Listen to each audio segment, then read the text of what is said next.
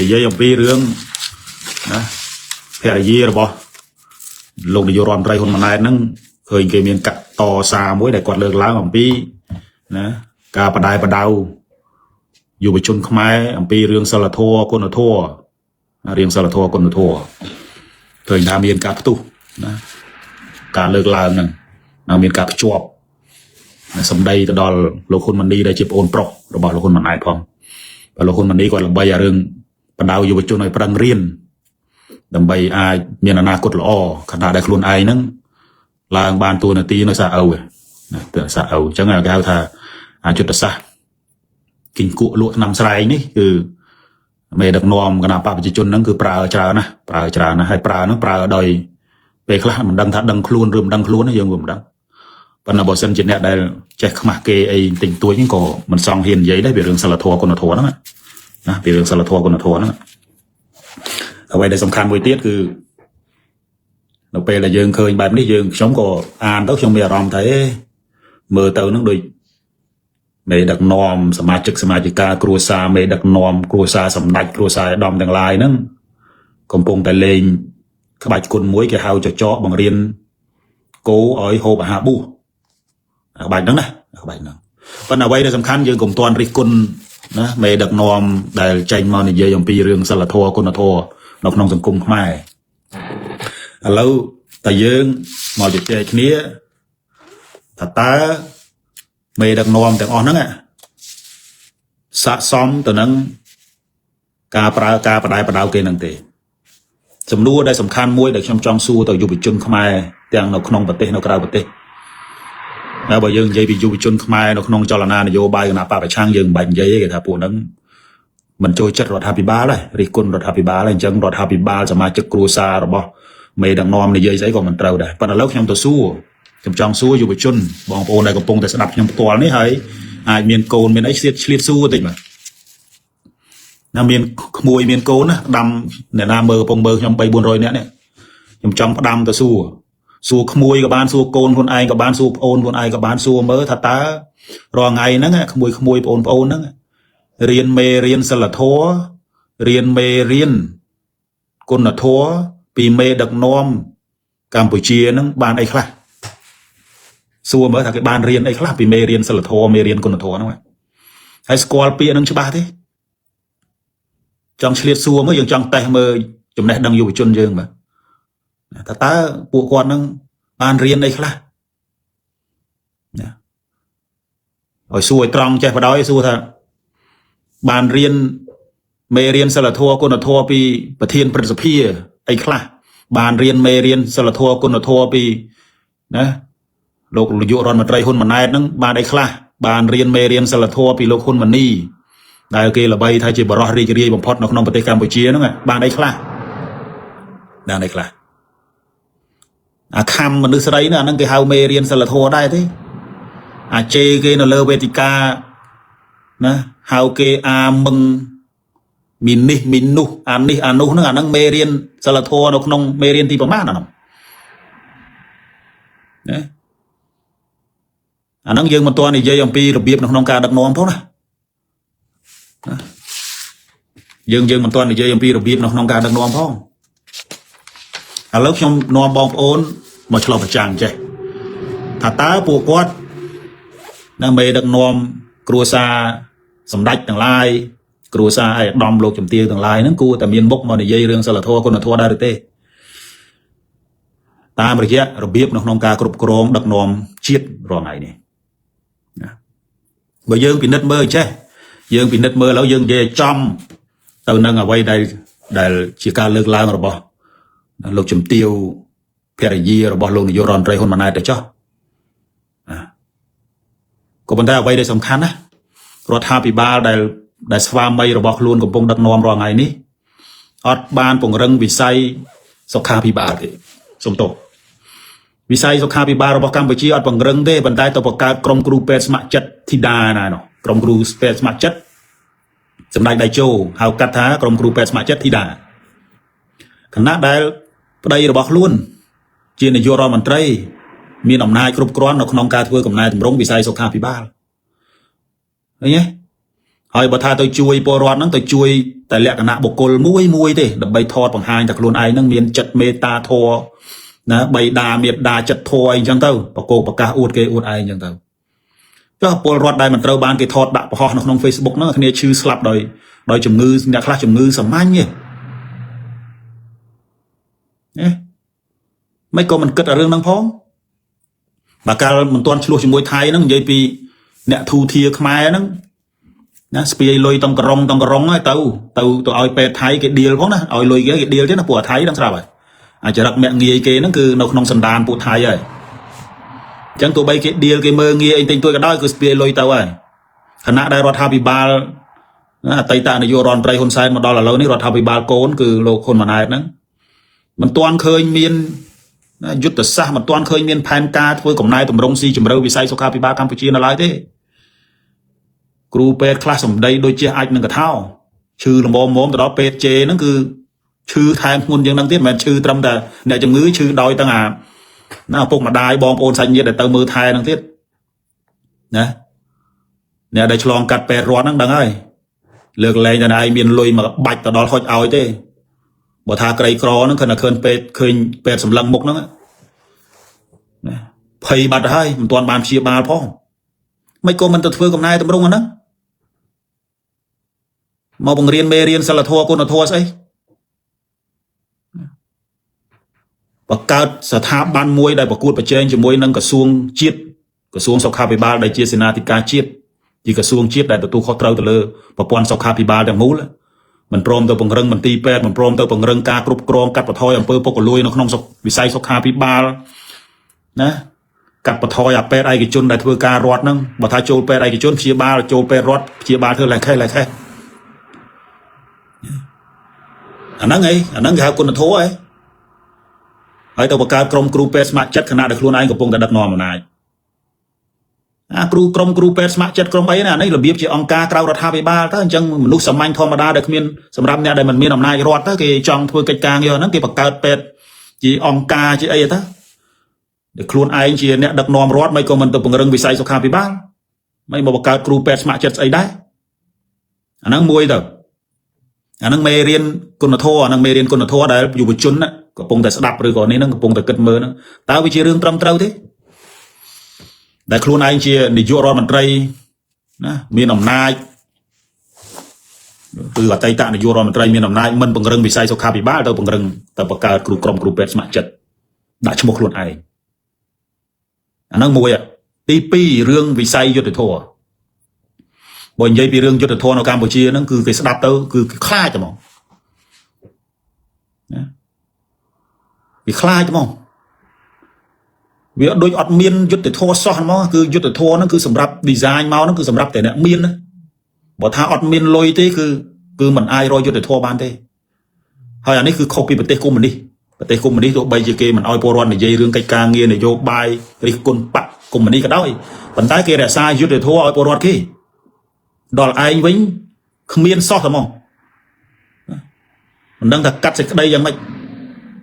ហើយមិនត្រឹមតែប៉ុណ្ណឹងមិនពង្រឹងវិស័យយុទ្ធធម៌មិនពង្រឹងវិស័យណាឲ្យវាមានភាពត្រឹមត្រូវទេទៅបង្កើតមេធាវីស្ម័គ្រចិត្តសម្ដេចតេជោណាដែលខណៈដែលខ្លួនឯងមានសមត្ថភាពកម្មអំណាចរដ្ឋនៅក្នុងការពង្រឹងវិស័យយុទ្ធធម៌នៅកម្ពុជាអាហ្នឹងឯងមេរៀនគុណធម៌ដែលយើងត្រូវនិយាយគ្នាហើយមេធាវីស្ម័គ្រចិត្តសម្ដេចតេជោនេះបើថាពួកគណៈបកប្រឆាំងរងគ្រោះកុំសង្ឃឹមងាប់ទៅឯងណាឃើញទេយើងមានដៃឆ្ងល់ទេអាហ្នឹងបងប្អូនមានដៃឆ្ងល់តែមិនបានគេធ្វើអញ្ចឹងទេមានឆ្ងល់ទេរឿងទី3ណារឿងទី3គេអត់មានពង្រឹងក្រសួងអប់រំយុវជននិងកីឡាទេណាគេអត់សូវពង្រឹងទេគិតតែនាំគ្នាជំរុញឲ្យមានការប្រឡងយករង្វាន់យកម៉ូតូអីចឹងទៅឃើញទេសួរថាគុណភាពរបស់យើងវាស់តាមស្តង់ដារអន្តរជាតិតាមការវាស់វែងរបស់ស្ថាប័ន PISA អីដែលណែមកធ្លាក់បន្ទុករហូតក៏ប៉ុន្តែកំឡុងពេលដែលអ្នកកាន់អំណាចរដ្ឋគួរតែពង្រឹងក្រសួងយុទ្ធភ័ពតាមរយៈការពង្រឹងសមត្ថភាពកត្តាជីវសាស្ត្រនិងកត្តាចិត្តសាស្ត្ររបស់យុវជនឲ្យវាជាយុវជនទំពាំងស្នងឫស្សីមានគុណភាពហ្នឹងអត់ទេទៅបង្កើតសយកនាំគេទៅធ្វើរឿងអត់ប្រយោជន៍ឲ្យមកកកោក ធ្វើសំយ៉ាក់ធ្វើកម្មាវែងជាងគេរំញីកែងជើងអាហ្នឹងគេចេះអាហ្នឹងទៅវាមិនអភិវឌ្ឍជាតិមែនណាខណៈដែលខ្លួនឯងមានសមត្ថភាពមានអំណាចគ្រប់គ្រាន់មានសិទ្ធិនៅក្នុងការបញ្ជាមន្ត្រីរាជការមានសិទ្ធិនៅក្នុងការចាយថវិកាជាតិអត់ព្រមទៅធ្វើកំណែតម្រង់ក្រសួងស្ថាប័នជាតិនាំតែបង្កើតតែស្ថាប័នខ្នែងស្ថាប័នដែលបម្រើផលប្រយោជន៍គណៈបកខ្លួនឯងហ្នឹងអញ្ចឹងឯងមានមុខមកនិយាយពីរឿងគុណធម៌សិលធម៌នៅក្នុងសង្គមទៀតមើលបងប្អូនបញ្ញវន្តស្អីអ្នកដែលចេះសិលធម៌គុណធម៌ហ្នឹងមើលបញ្យលតិចមើលគ្រូទស្សនវិជ្ជាហ្នឹងបរៀនសិលធម៌ពលរដ្ឋនៅវិទ្យាល័យនោះបញ្យលកូនសិស្សមើលអាហ្នឹងមេរៀនហ្នឹងគួរតែដាក់ចូលនៅក្នុងក្រសួងអប់រំទេមើលទៅដែលមេដឹកនាំមានគុណធម៌មេដឹកនាំមានសិលធម៌ត្រូវបង្កើតខ្នែងស្ថាប័នដោយមិនចាំបាច់ធ្វើកំណែតម្រង់ស្ថាប័នជាតិនេះអាហ្នឹងគេហៅមេរៀនគុណធម៌ហ្នឹងអូមកដល់រឿងលោកហ៊ុនម៉ាណីគេហៅបរោះរីករាយនៅកម្ពុជាបរោះរីករាយបំផុតនៅកម្ពុជាដើរបដៅគេណាបងប្អូនត្រូវតែខិតខំប្រឹងរៀនដោយខ្លួនឯងអ្នកណាចេះអ្នកនឹងជាប់អ្នកណាចេះអ្នកនឹងទទួលបានតួនាទីរដ្ឋធ្វើការនៅក្នុងមន្ត្រីរាជការដើរបដៅគេប៉ុន្តែមានបានមើលទេថាក្រុមគ្រួសារខ្លួនឯងសាច់ញាតិជុំវិញនឹងសហការីមានទាំងអីហ្នឹងមកយកតំណែងពីឪមកចែកកូនវាមិនចេះខ្មាស់គេខ្លះទេនោះតើនិយាយដូចថាពលរដ្ឋខ្មែរហ្នឹងភ្លើមិនដឹងអីសោះតែហ្មងអាហ្នឹងគេហៅមេរៀនគុណធម៌ហ្នឹងឯងតំណែងរដ្ឋទាំងអស់យកមកចែកបងប្អូនក្រុមគ្រួសារខ្លួនឯងមិនទាន់អស់បល័យចេញពីក្បាលផងឡើងផ្កាយមួយទៅហើយបើតាមឋានានុក្រមហ្នឹងអាខ្លះហ្នឹងផ្កាយមួយតាំងពីនៅក្នុងពោះម្លេះវាកើនមកមិនទាន់ចេញមកផងវាពាក់ផ្កាយទៅហើយវាពាក់ផ្កាយតាំងពីនៅក្នុងពោះវាហ្នឹងមិនក៏មិននិយាយរឿងហ្នឹងផង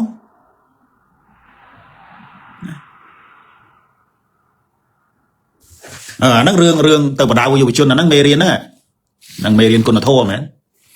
មួយទៀតរឿងកងទ័ពមកពិនិត្យមើលកងទ័ពខ្មែរណាដែលតស៊ូដែលទៅច្បាំងនៅតាមសមរភូមិនៅតាមព្រំដែនណាយើងមើលមើលថ្មីនេះឃើញកងទ័ពហ្នឹងធ្វើមហូបស៊ីឲ្យតំបតោងសរោមណាអ្នកខ្លះនឹងលើកដៃសុំគេបងប្អូនអើយបងប្អូនអ្នកលក់លេទាំងឡាយអើយសុំម៉ូតូមួយមកឥឡូវជិះម៉ូតូអត់កើតទេបាក់ម៉ូតូឲ្យទៅតស៊ូអត់បានទេណែអាហ្នឹងកងទ័ពខ្មែរពិតប្រាកដណាប៉ុន្តែក៏លេខមើលកងអង្គរៈបើនិយាយពីកងអង្គរៈវិញគឺនិយាយពី complete មកណាខណៈដែលមេដឹកនាំជាតិមិនពង្រឹងវិស័យកងទ័ពមិនធ្វើឲ្យកងទ័ពខ្មែរនឹងមានមុខមានមាត់មានជីវភាពសមរម្យរស់នៅថ្លៃថ្នូរទេទៅពង្រឹងកងអង្គរៈខ្លួនឯងណាបើនិយាយពីពួកអង្គរៈហ្នឹងមើលទៅនឹងដូចកងទ័ពស្វាហាប់ចុះបើហាត់ត្រឹមត្រូវមានលុយគ្រប់គ្រាន់គណៈដែលកងទ័ពដែលទៅចេញច្បាំងពិតប្រាកដហ្នឹងមានគ្នាមានស្អី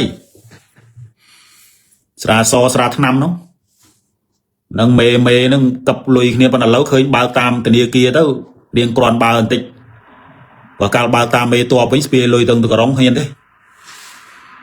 យកទៅហើយមានតាន់បើកឲ្យកូនទៅហ៊ានណាយកទៅចងការគេ 3-4 ខែសិន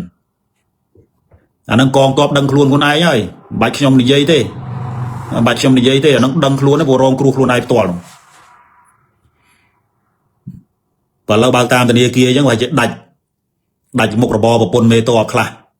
ប៉ុន្តែនៅអញ្ចឹងជួនកាលអវងមុនអីហ្នឹងមួយឆ្នាំអីទៅគេបងឲ្យតែ5ខែគេចំណេញ7ខែនេះបើអត់ហើយធ្វើម៉េចអាហ្នឹងកងទ័ពពិតប្រាកដហ្នឹងណានឹងវិរៈកងទ័ពហើយបែរជើងមិនមានពាក់ទេចូលច្បាំងនោះប៉ុន្តែក៏បើថាកងអង្គរៈវិញហីអូសម្ភារៈយុទ្ធភ័ណ្ឌអីមានមកកាផ្លេអាហ្នឹងការពារទុកគ្រាន់វាយខ្មែរណាបើពួកវាយថៃគឺពួកស្រាសសាថ្នាំទៅអាហ្នឹងមកនិយាយមេរៀនគុណធម៌អីនោះឬក៏អ្នកដែលកាន់អំណាចតាមរបៀបហ្នឹងគឺត្រូវបដៅរឿងសិលធម៌គុណធម៌អញ្ចឹងរឿងក្រៅពីរឿងកងទ័ពរឿងប៉ូលីស อดปงรึงสมัติเพียบปลิออดปงรึงสมัติเพียบนโกบาเตประกาศซอนสกคันประกาศปจีกาเปียตุกผมเพย์ปรอดรอไงนี่ซอนสกคันแม้จะเนี่ยได้กาเปียซอนสกจูนปรอดได้นะปนนี้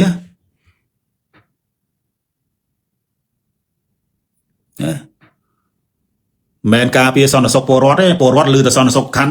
ยัยวิจารณ์บาโรมรุกเนียวให้ผมปวดนังสับปงติบอย่าไปใส่สมาชิกากระดาษป่าไปช่างได้ทดลองฉลองกัดดำหนักการเหล่านั้นคือขณะเคยปงติบมาก็คือโยยด้วยใจจังอันนั้นไงอันนั้นคือเขาเมดักนอมได้ตรังนี่ยัยยังไปเรื่องกุนทัวสละทัว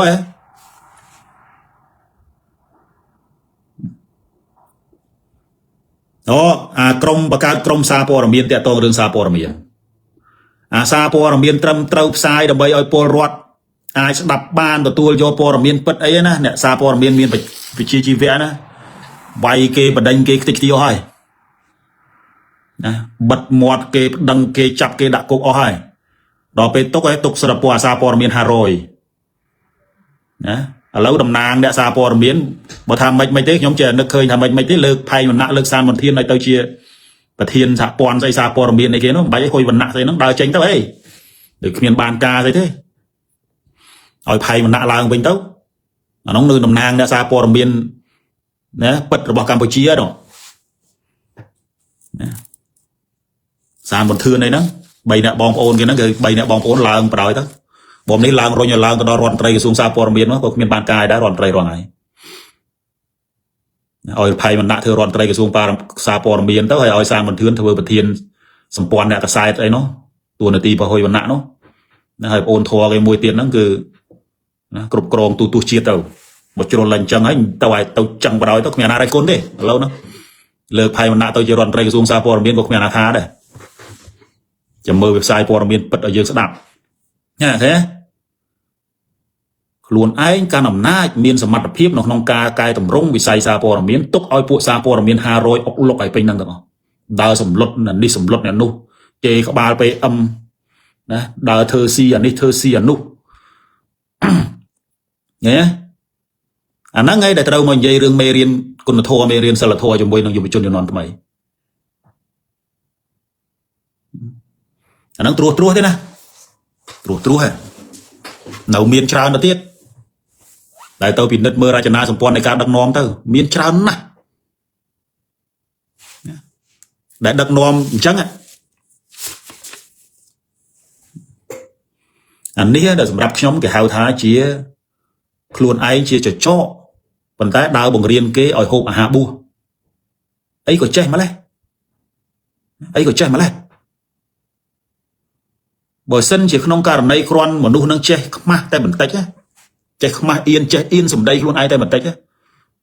มันអាចនិយាយរឿងមេរៀនសិលធម៌មេរៀនគុណធម៌បានទេនិយាយអត់បានទេបងអ្នកឯងគ្មានសិទ្ធិនៅក្នុងការនិយាយមេរៀនអស់ហ្នឹងទេកុំដើរបដៅគេខណៈដែលខ្លួនឯងជាចចកកុំដើរបដៅគេឲ្យគេស៊ីអាហារបួសហាមគេមិនឲ្យស៊ីសាច់អាហ្នឹងឲ្យច្បាស់អញ្ចឹងបើសិនជាខ្លួនឯងមានចេតនាចង់ឲ្យកម្ពុជានឹងវារីកចម្រើនពិតប្រាកដគេហៅថារីកចម្រើនទាំងក្នុងទាំងក្រៅណាមិនមែនទុកឲ្យស្ថាប័នជាតិនឹងអាលុំអញ្ចឹងទេវិធីសាស្ត្រនៅក្នុងការពង្រឹងអំណាចខ្លួនឯងខ្ញុំដឹងហើយអ្នកណាអ្នកនយោបាយណាក៏ដោយតែកាន់អំណាចយូរទៅអំណាចនឹងគឺជាសម្បត្តិប៉ុន្តែកុំភ្លេចថាបើមិនធ្វើកំណែតម្រង់ណាស្ថាប័នរដ្ឋទាំងអស់ហ្នឹងទេហើយនាំគ្នាទៅបង្កើតតែអារឿងណាស្ថាប័នផ្នែកអញ្ចឹងណាសុខាភិបាលមិនពង្រឹងទេទៅបង្កើតគ្រូពេទ្យស្ម័គ្រចិត្តធីតាអញ្ចឹងទៅ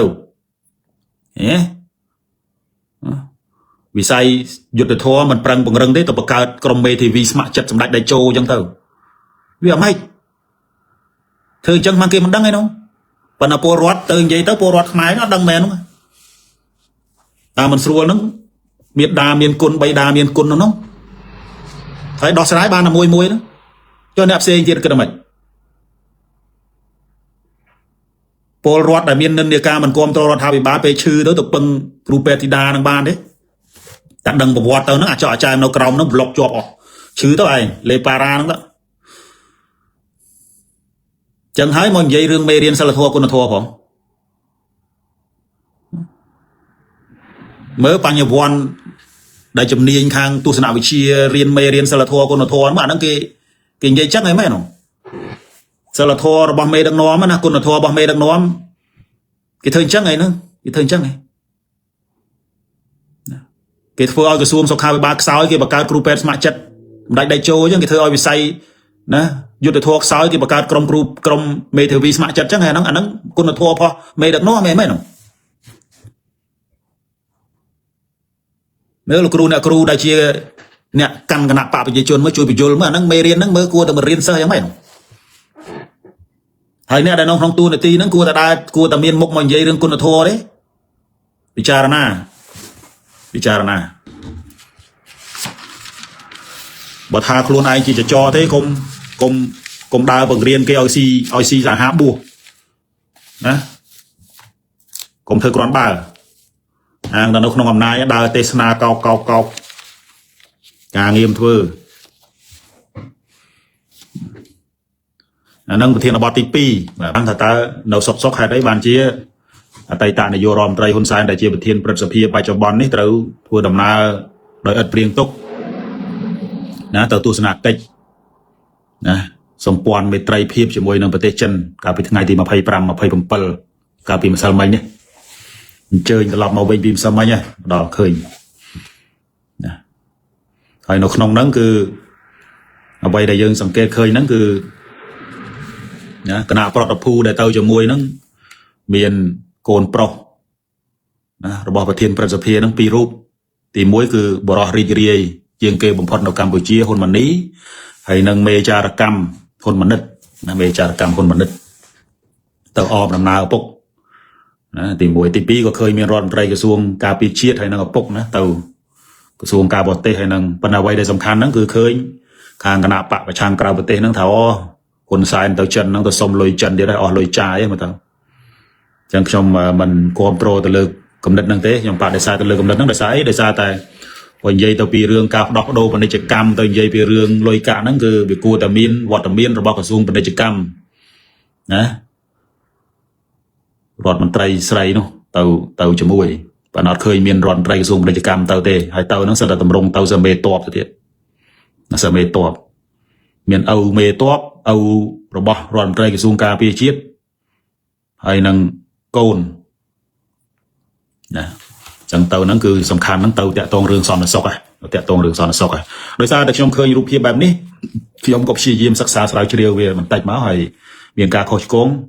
ក៏សូមអធិស្ឋានពីអ្នកជំនាញខាងភូមិសាស្ត្រនយោបាយណាអាចជួយកែតម្រូវខ្ញុំបានប៉ុន្តែក្នុងហ្នឹងជាលទ្ធផលយើងឃើញថាចំណុចសំខាន់ហ្នឹងគឺចិនបានប្រកាសហ្មងចិនបានប្រកាសថាកម្ពុជាគឺជាមិត្តពិតប្រាកដមួយទោះបីមានអីប្រែប្រួលក៏ដោយក៏មិត្តភាពនេះមិនប្រែប្រួលដែរណាចឹងចង់បញ្ជាក់ជូនបងប្អូនពលរដ្ឋថាសម្ដីនេះគេនិយាយអំពីមិត្តភាពពលរដ្ឋចិនហើយនឹងប្រជាជនចិនជាមួយនឹងប្រជាជនកម្ពុជាណាគេអត់និយាយអំពីរឿងមិត្តភាពរវាងស៊ីនស៊ីពីងជាមួយនឹងហ៊ុនសែនទេណាអញ្ចឹងមិត្តភាពពលប្រជាជនចិនជាមួយនឹងប្រជាជនកម្ពុជាគឺជាមិត្តភាពពិតប្រាកដមួយទោះបីជាស្ថានភាពមានការប្រែប្រួលក៏ដោយក៏មិត្តភាពនេះមិនប្រែប្រួលដែរចឹងមានន័យថាទោះបីជារដ្ឋាភិបាលផ្លាស់ប្ដូរក៏ដោយក៏មិត្តភាពចិនកម្ពុជាមិនប្រែប្រួលទេណាមិនប្រែប្រួលទេប៉ុន្តែអ្វីដែលខ្ញុំព្យាយាមទៅសិក្សាថាតើហេតុអីបានជាដំណាក់កាលនេះណាចិនបានកោះហៅលោកនាយករដ្ឋមន្ត្រីអតីតនាយករដ្ឋមន្ត្រីហ៊ុនសែនឲ្យទៅដែលព្រៀងទុកថ្មីនេះយើងឃើញថាចិនក៏កំពុងតែបារម្ភអំពីណាទូនាទីរបស់ប្រទេសថៃអានេះតាមការស្រាវជ្រាវរបស់ខ្ញុំគឺទូនាទីរបស់ប្រទេសថៃជាពិសេសគឺ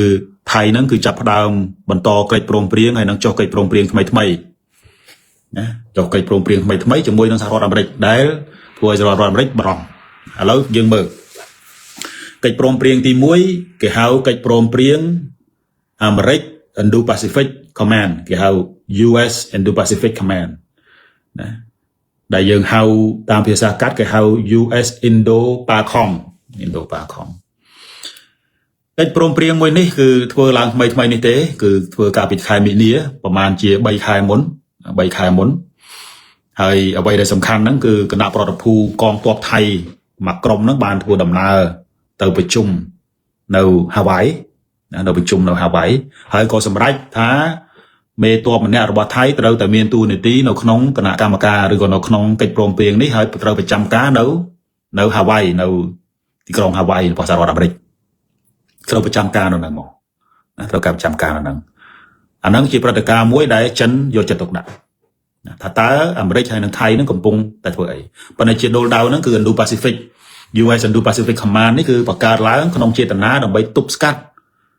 ជាមួយនឹងឥទ្ធិពលចិននៅក្នុងតំបន់អាស៊ីប៉ាស៊ីហ្វិកណានៅក្នុងតំបន់អាស៊ីប៉ាស៊ីហ្វិកដែលជាការបង្ហាញឲ្យឃើញថាចិនបានផ្អែកអាមេរិកដើម្បីទប់ជាមួយនឹងឥទ្ធិពលរបស់ចិននៅក្នុងតំបន់អាហ្នឹងកិច្ចព្រមព្រៀងទី1ដែលចិនបារម្ភកិច្ចព្រមព្រៀងទី2គឺ US ASEAN Strategic Partner ណាគេហៅដៃគូជាយុទ្ធសាស្ត្រអាមេរិកអាស៊ានកិច្ចព្រមព្រៀងនេះគឺធ្វើគេហៅថាកិច្ចសន្យាជាមួយនឹងអាមេរិកជាមួយនឹងថៃនឹងដើម្បីការពារសន្តិសុខនៅក្នុងតំបន់អាស៊ាននៅក្នុងតំបន់អាស៊ានប៉ុន្តែក្នុងហ្នឹងវាមានកិច្ចព្រមព្រៀងដោយឡែកហ្នឹងគឺតាក់ទងទៅនឹង Thai US Bilateral Defense Cooperation អាហ្នឹងគឺបង្កើតឡើងដើម្បីទប់ជាមួយនឹងឥទ្ធិពលចិននៅក្នុងតំបន់ដោយចំហតែម្ដងណាដោយចំហតែម្ដងកិច្ចព្រមព្រៀងទី3ដែលចិនបារម្ភជាមួយនឹងថៃដែលកំពុងធ្វើបច្ចុប្បន្នហ្នឹងគេហៅ Cyber Security Partnership គឺជាកិច្ចព្រមព្រៀងមួយដែលថៃដើរតួនាទីជំនួសឲ្យសហរដ្ឋអាមេរិកទទួលបាន technology អាមេរិកនៅក្នុងការទប់ណានៅក្នុងការទប់ឥទ្ធិពលអនឡាញរបស់ចិននៅក្នុងតំបន់កិច្ចព្រមព្រៀងទី4គឺ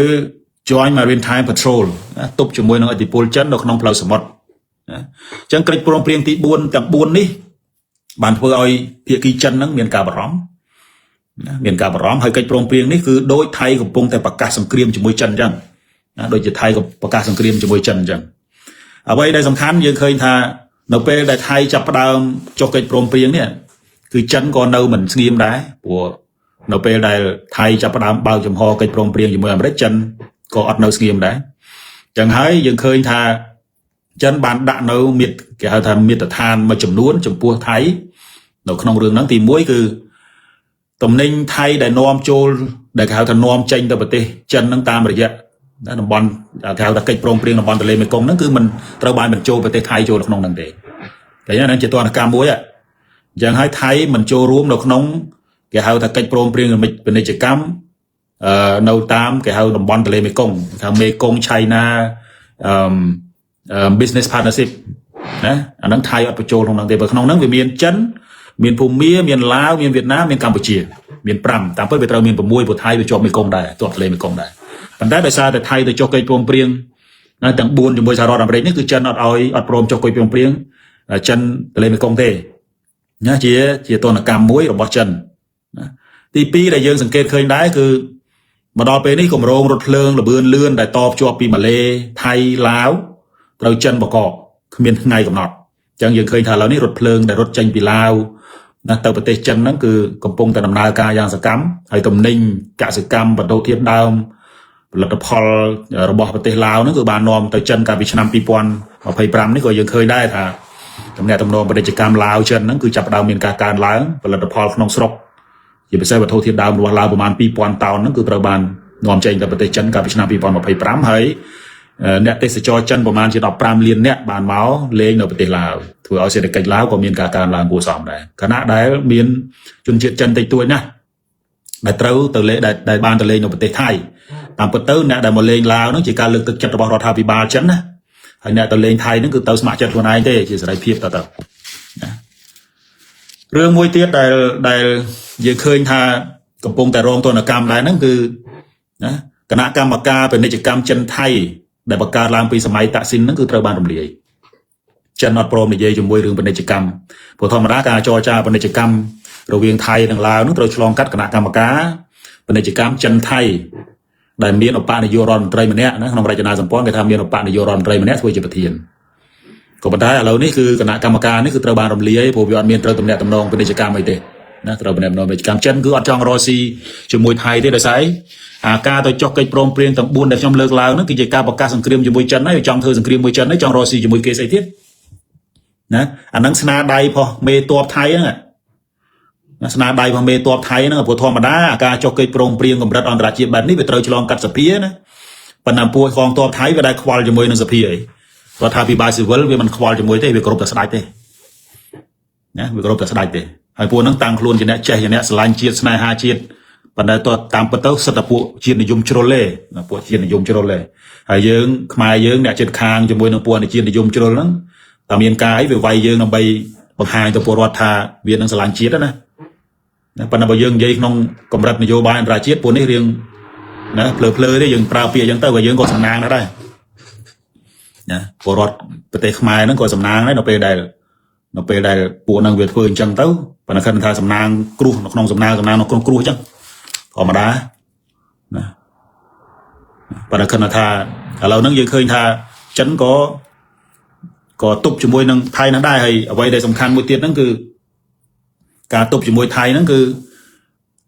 ណាបងប្អូនមានបានដឹងអ្នកខ្លះតាមដានកិច្ចការងារថៃស្ថានទូតអាមេរិកដែលធ្វើនៅធំជាងគេនៅក្នុងតំបន់អាស៊ីអាគ្នេយ៍គឺនៅជើងម៉ៃហ្នឹងគឺធ្វើទប់ជាមួយនឹងឥទ្ធិពលគេហៅថាចារកម្មរបស់ចិនហើយនៅបកែវនៅទល់មុខជើងរាយហ្នឹងមានតំបន់មួយនៅប្រទេសភូមាគេហៅតំបន់បកែវណាតំបន់បកែវនេះគឺជាមជ្ឈមណ្ឌលគេហៅ Cyber Security ណា Center របស់ចិនមួយធំណាស់របស់ធំណាស់ដែលបញ្ជូនទិន្នន័យចេញពីតំបន់អាស៊ីអាគ្នេយ៍ចេញទៅអញ្ចឹងហើយថៃក៏អនុញ្ញាតឲ្យអាមេរិកធ្វើស្ថានទូតតាមពិតស្ថានទូតហ្នឹងមិនមែនស្ថានទូតរដ្ឋបាលទេគឺជាមជ្ឈមណ្ឌលប្រយុទ្ធប្រឆាំងជាមួយនឹងណា Cyber Attack របស់ចិនណាទប់ជាមួយនឹងយ៉ាវសិចជីចឹងហើយទន្ទឹមនឹងហ្នឹងចិនក៏មិននៅស្ងៀមដែរក្រៅតែពីដាក់ទណ្ឌកម្មទៅលើប្រទេសថៃមួយចំនួនទាក់ទងរឿងពាណិជ្ជកម្មរឿងអីហ្នឹងមិនធ្វើផ្លូវអាទេសភ្លើងមិនធ្វើអីហ្នឹងក៏ចិនហ្នឹងក៏បានព្យាយាមចរចាជាមួយនឹងភូមាដាក់មូលដ្ឋានទ័ពមួយនៅយ៉ាខៃនៅរដ្ឋយ៉ាខៃប្រទេសភូមាណានៅទល់មុខប្រទេសថៃហ្នឹងហ្មងទល់មុខប្រទេសនៅទន្លេនៅសមុទ្រអាដាម៉ាន់ហ្នឹងឃើញទេដើម្បីអីដើម្បីទប់ក្នុងហ្នឹងពង្រីកឥទ្ធិពលចិននៅក្នុងតំបន់ផងក៏ទប់ជាមួយនឹងអាមេរិកផងណាទប់ជាមួយអាមេរិកផងហើយដែលមានថៃហ្នឹងជាកូនជើងណាហើយនៅស្រីលង្កាហ្នឹងក៏ដូចគ្នាដែរដើម្បីទប់ពង្រីកឥទ្ធិពលក្នុងតំបន់ហ្នឹងនៅក្នុងតំបន់ជីបូទីនៅក្នុងប្រទេសស្រីលង្កាហ្នឹងក៏ជាមូលដ្ឋានហើយបើនៅមុខផ្ទះផោះថៃហ្មងគឺសមុទ្ររៀមកម្ពុជានេះណាសមុទ្ររៀមផងកម្ពុជានេះអញ្ចឹងហើយបើក្នុងករណីណាបើក្នុងករណី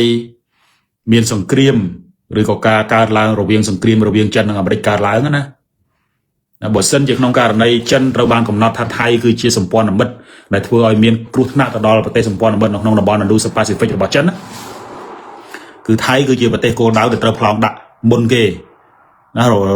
ដ្ឋាភិបាលមេតបចិននឹងធ្លាប់ប្រកាសម្ដងហើយថាបើសិនជាក្នុងករណីសង្គ្រាមកើតឡើងរវាងចិននិងអាមេរិកប្រទេសដែលចិនត្រូវកំទេចមុនគេគឺជប៉ុនកូរ៉េខាងត្បូងហើយនិងថៃប៉ុន្តែគេបាត់ប្រើថៃចំអញ្ចឹងទេគេប្រើប្រទេសមួយទៀតនៅក្នុងអាស៊ីអាគ្នេយ៍ប៉ុន្តែមានណាសម្ព័ន្ធមិត្តរបស់អាមេរិកហ្នឹងគឺថៃហ្នឹងដោយអេរ៉ង់ប្លង់ដាក់ឌូបៃប្លង់ដាក់អីចឹងណាអាហ្នឹងណាសម្ព័ន្ធមិត្តណាដែលប្លង់កំភ្លើងចេញមកពីតំបន់ណាគឺអេរ៉ង់ដាក់តំបន់ហ្នឹងដូចគ្នាដែរព្រោះអាមេរិកមិនមែនបាញ់មីស៊ីលចេញពីអាមេរិកមកទម្លាក់នៅចិនទេបើមិនជាមានសង្គ្រាមចិននិងអាមេរិកនោះអញ្ចឹងវាត្រូវប្រើប្រទេសសម្ព័ន្ធមិត្តដូចសង្គ្រាមនៅអ៊ីរ៉ង់អញ្ចឹងណាខ្ចីគុយវេតខ្ចីប្រទេសគុយវេតខ្ចីឌូបៃខ្ចីអីចឹងដើម្បីប្លង់ដាក់អ៊ីរ៉ង់អញ្ចឹងអ៊ីរ៉ង់ប្លង់ដាក់វិញប្លង់មិនទៅប្លង់ដាក់អាមេរិកទេប្លង់ដាក់ឌូបៃប្លង់ដាក់អីហ្នឹងយ៉ាងដូចគ្នាដែរស្ថានភាពសង្គ្រាមបើកើតឡើងណាបើមានការកើតឡើងណាគឺអាមេរិកចិនអត់មានទៅប្លង់ដាក់អាមេរិកទេគឺកំទេចទី1តំបន់ដែលជាសម្ព័ន្ធមិត្តរបស់អាមេរិកមុនគេហ្នឹងគឺជប៉ុនហើយនិងកូរ៉េខាងត្បូងបន្ទាប់មកគឺថៃដែរអាហ្នឹងបើនិយាយកំភ្លើងធំបើនិយាយកំភ្លើងបើយើងនិយាយថ្មើរជើងគឺណាអត់មានរួចក្រៅតែពីចិនណាឥឡូវសម្ព័ន្ធមិត្តចិននៅក្នុងតំបន់ទោះបីជាផ្លូវការមិនផ្លូវការក៏ដោយគឺចិនខ្មែរឡាវភូមាហ្នឹងគឺនៅសម្ព័ន្ធមិត្តជាប់ជាមួយនឹងចិនហើយណាជាមួយនឹងចិនបើយើងមើលឥទ្ធិពលចិននៅក្នុងប្រទេសទាំង3ហ្នឹងគឺចិនមានឥទ្ធិពលហើយអញ្ចឹងអាថ្មើរជើងហ្នឹងគឺខ្មែរឡាវហើយនិងភូមាហ្នឹងគឺកសោបថៃហើយណាកសោបថៃហើយតែត្រូវមកក្របផ្លោងពីចិនមកចូលទៅក្នុងបង្កហ្នឹងគឺអាថ្មើរជើងទៅគឺកសោបអាហ្នឹងសេណារីយ៉ូនៃសង្គ្រាមដែលកើតឡើងបើសិនជាក្នុងករណីកើតឡើងសង្គ្រាមអាមេរិកនិងចិនហើយសង្គ្រាមអាមេរិកនិងចិនហ្នឹងវាកើតឡើងគឺចេញពីតៃវ៉ាន់ហ្នឹងតែហ្មងណាកើតចេញពីតៃវ៉ាន់ហ្នឹងតែបងបើសិនជាក្នុងករណីអាមេរិកលូកដៃរឿងណាចិនតែមួយនយោបាយចិនតែមួយរបស់ថៃ อย่างนั้นคือโยบายเจนแต่มวยระบาดเจนจีมวยทางไต้หวันอันนั้นอายในการมีสังเกตมาปันใดสังคมทาวิมันจังแต่เจ้าปันใดตัวใบยังน่ากระดอยชมทาต่อรบมาไว้เนี่ยนะชมทาโดยซาแต่วิมีนสถานภิบการลางจังให้บานเจี๊ยนะเรื่องนะสมเด็จได้โจประเทียนประสเพียนี่ตระบานเนี่ยเจอเตอประเทศจันลำไปจะเจอเนี่ยปีเรื่องซอนเดศกนำปีเรื่องซอนเดศกมันแม้แต่เจอเรื่องเป็นได้จะกรรมต้องเจอเรื่องใจเลยได้เรื่องนี้นู่นไอ้ถ้ากล่าวเราการแต่งตัวปันใดจุ่มในสำคัญได้สิ่งสุดปิงเอาจูบนะแต่เอาแต่จูบนี่คือแต่เจเนี่ยเป็นเรื่องซ่อนในซกเราขนมน้ำบอลตั้งแต่มาเราปันได้วิจิเรื่องรอได้นะวิจิเรื่องรอได้ตัวใบเราขนมสมปวนน้ำบัดนาก็ได้เอาแต่วิบานไปย่อยมากัมพูชีอยู่ไปแท้เรื่องพรมได้เนี่ยนะเรานั่นคือปูไทยนั่นบนเนี่ยเมื่อใจเมื่อซาปวรมีนไทยเมื่อนั่นนะเวียกองตัวไทยนั่นกี่ใจมาอุดกิ่งใจเธอกตีกระเตอนะนั่นกตีกระเตอนะนะผมไปปวดโยนใดยังบานมากับโกใครเนาะพี่จังวิอัดเมียนใจเรื่องจอจาเพียกี้ได้ให้ก็วิอัดเมียนสดับรถทับไปบาได้เดี๋ยวบาจังการจอจาโดยรถทับไปบาโอเคกองตัวบัดโอเคจังวิเขาบาปีมันดังเยยมวยนามวยบัดประกอบไอ้มาดอเปนี่นั่นคือการจอจาเพียกี้นั่นคืออัดเมียนไอตะรวยเต้ผมบัดบองตำลุกจัดគ្នាแต่วิ่งตะมาอ้อท้ายกองตัวโปรมกับปลรอดโปรมได้ผมปลรอดรัวแต่สากองตัวได้กองตัวรัวในสากากองโปรมาปรอดได้บอกขนมการในปรอดเมื่อเคยนะกองตัวนี่ปรอมเปรียงอยู่มือขมายถวยบัตรประยอยจนจีไทยปรอดไทยก็นอดเงียบได้ดิข้อพิปรอดขมายยืงปรอดขมายยืงบรอมมันปีเรื่องการเรียนเปลี่ยนจับด่าโกกหมดเนี่ยแล้วจอบโกกเชียงรอยเนี่ยนะขนาดใหญ่เรื่องปรมได้ไทยขมายนี่จ้ะวิเคราะห์เนี่ยยังปันได้เอาไว้ได้ขยมจังเลิกลางนกนองจำเลยนี่คือมูลค่าได้สำคัญมวยได้ได้เชียนตลอดการคือดำนาตุสนาไก่ตุประเทศจันโดยมันมีการเปลี่ยนตกนี่คือจีการปงรังเนื้อซอนในซอกกับรัฐซอนในซอกมวยกับรัฐเทียบแต่ไอตีมวยคือจีดำนาในการปงรีอธิปรระบาดจันของนบอลพ้องเฮ้ยก็จีการตุบจมวยนั่งเอาไว้ได้จีการ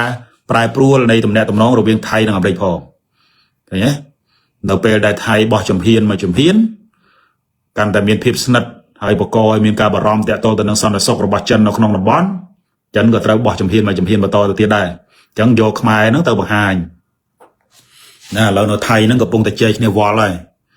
นะกี่บารมอะไรโลกี่รอยเอาไอ้การจังเกรียมนั่นคือการเจนปีรูเบียงจุ่มลัวขมายในไทยนั่งโดยเมียนมาหามนายในเวียงกรอยไอ้แต่ขมายในไทยนั่งคลายแต่จีไซวินระบอมหามนายนองกาบังไฮนอดิปลนั่นคือขมายยังจวนวัดสามรองที่นะเยอะคลายแต่จีไซวินในการประกวดไปเจในนะอธิปลกุมนี้จุ่มระเวียงกุมนี้จุ่มไปนั่งระเวียงสไลมาดองให้เยอะอ๋อมันนึกรอบเรียนเนี้ยโดยซาแต่ยังคลายตัวจิตไซเวียนยังไงไอ้เรื่องนี้บัดซันจะขมายในไทยคลายตัวจิตไซเวียนในการประกวดไปเจงอธิปลระเวียงจันทร์นั่งอเมริกมาซาเตี้ยอันนั้นดอเลยมันดังออกประมาณเรียนเดียดมันดังออกประมาณเรียนเดียดจังไอ้สังคมท้านะบองโอนไอ้ตัวโยบานเราปอระเบียนคลาให้บองโอนเมียนจุ่มเดียงทางสอนแต่ซอกดำบอลอาซีแปซิฟิกหรือก็เมียนจำเนียงข้างตำแหน่งตำนองอันตรจีดนะเมียนจำเนียงข้างนะนโยบายดำบอลในนั่นคืออาช่วยผมเป็นประธานอย่างหอยนักก็